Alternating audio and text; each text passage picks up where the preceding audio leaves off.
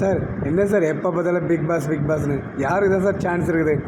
Sir யாருக்கு chance இருக்குன்னு நான் சொல்கிறத விட உள்ளே இருக்கிற கண்டஸ்டன்ஸே சொல்லிகிட்டு இருக்காங்க சார். பெரிய அளவில் எதிர்பார்க்கப்பட்ட விசித்ரா, பெரிய அளவில் எதிர்பார்க்கப்பட்ட மாயா, பூர்ணிமா இவங்கெல்லாம் என்ன சொல்கிறாங்கன்னா அர்ச்சனா தான் வெற்றி பெறுவாங்க அப்படின்னு சொல்கிறாங்க.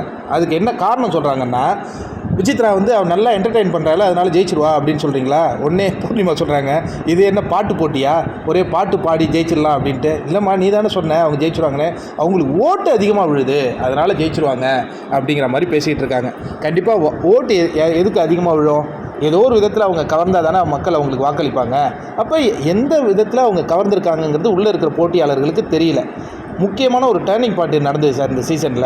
அது என்னன்னா, பிரதீப்புக்கு ஒரு ரெட் கார்டு கொடுத்தாங்க. அந்த நேரத்தில் கமலஹாசன் ரெட் கார்டு கொடுக்கும்பொழுது அதை எதிர்த்து ஒரு பெண்மணி நின்னாங்க. அது மொத்தம் 2 பேர் நின்னாங்க, தினேஷும் நின்னார். ஆனால் ஸ்டாண்ட் எடுத்து அதை வந்து ஒரு மிகப்பெரிய அளவில் கொண்டு போனது அர்ச்சனாவாக தான் இருந்தாங்க.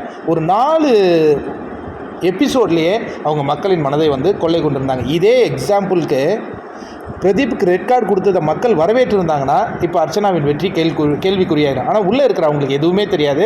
அவங்களுடைய பாதையில் கேம் ஆடினாங்க, அதனால கூட அவங்க வெற்றியை நோக்கி போயிட்டுருக்காங்க. இதை புரியாத இவங்களாம் என்ன நினச்சிட்டு இருக்காங்கன்னா, அவங்க பாட்டு பாடுறாங்க, நல்லா டான்ஸ் ஆடுறாங்க, அதனால ஜெயிக்கிறாங்கன்னு நினைக்கிறாங்க. வெளியில் வந்ததுக்கு பிறகு உண்மை தெரியும் சார்.